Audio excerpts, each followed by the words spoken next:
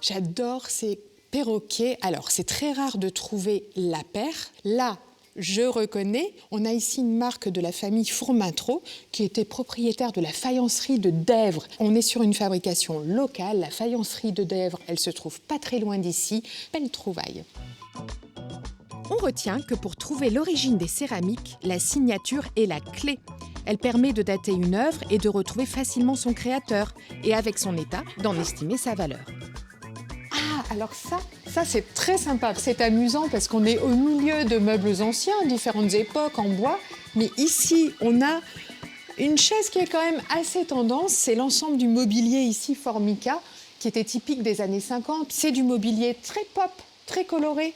On a du jaune, on a du bleu, du rouge, du vert.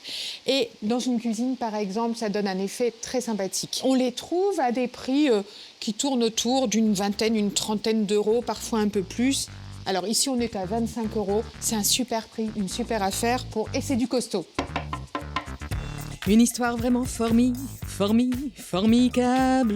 Pour ce stratifié inventé aux États-Unis au début du XXe, devenu un emblème de la modernité après la Seconde Guerre mondiale. Aujourd'hui, il est une des grandes stars de la brocante, car sous ses airs canailles, il est increvable et règne toujours dans nos intérieurs.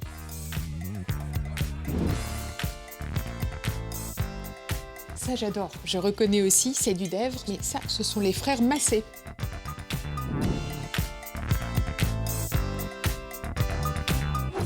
Oh, alors ici, j'arrive sur un nid de pépites. Ça, c'est du mobilier de la maison Guilherme et Chambron. Guilherme et Chambron était une maison lilloise, un fabricant de mobilier, créé au moment de la reconstruction, juste après la guerre. On avait besoin de meubles solides, durables, costauds, et ça a une esthétique très particulière. On est dans les années 50, donc on retrouve ici un design qui rappelle les formes scandinaves, danoises de l'époque, à la fois du style élancé et du style très robuste d'après-guerre. C'est à ça qu'on reconnaît leur création. On est sur du chêne, clair ou plus foncé.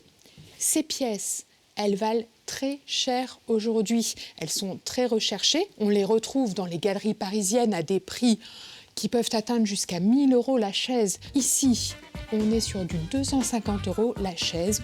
On est dans leur région de production. C'est vraiment des pièces à chiner dans les Hauts-de-France. Une affaire régionale d'aubaine vintage. Comme ces flacons d'apothicaire. Jadis, ils étaient utilisés par les pharmaciens pour stocker les ingrédients traditionnels. Aujourd'hui, les étals de brocante en sont remplis.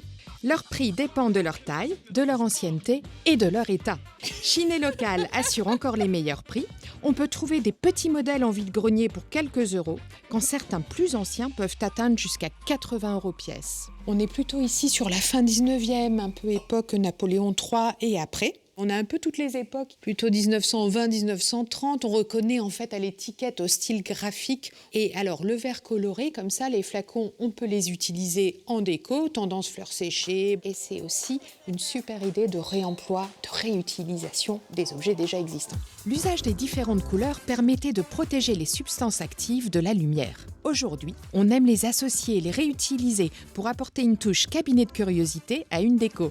Et pour moi, c'est banco. Bonjour Victor. Bonjour Anne-Catherine. J'ai trouvé comme d'habitude quelque chose. Ok, là, super. Les flacons d'apothicaire, tu les fais à quel prix? Je te les fais 25 € pièce. Ah, bah c'est un bon prix. On est plutôt sur la moyenne basse du marché. Voilà, c'est ça. Donc je vais te les prendre. Ok, c'est à toi. Je sais que ta brocante ici, c'est une affaire de famille. C'est ça. Mais elle date de quand? Ça fait combien de temps? On a installé en tant que commerçant depuis 1914 et je suis la 3e génération de brocanteurs en fait. Depuis tout petit, j'ai toujours été dedans. J'étais petit, je courais dans le magasin, donc du coup j'ai pris goût à ça et aujourd'hui je suis dedans. Comme tu le sais, c'est des métiers passion, donc il faut savoir sélectionner les pièces, les acheter, les restaurer parce qu'on restaure tout en atelier. Ta spécialité, ce serait quoi? J'aime tous les styles. Après, j'ai toujours des coups de cœur quand on rentre des tables. C'est des meubles qui vivent. On est toujours dessus, on mange dessus, on vit dessus, on parle dessus. Donc j'aime beaucoup les tables. Merci beaucoup de nous avoir reçus. Je te dis à très bientôt. Quand tu veux. Merci à toi.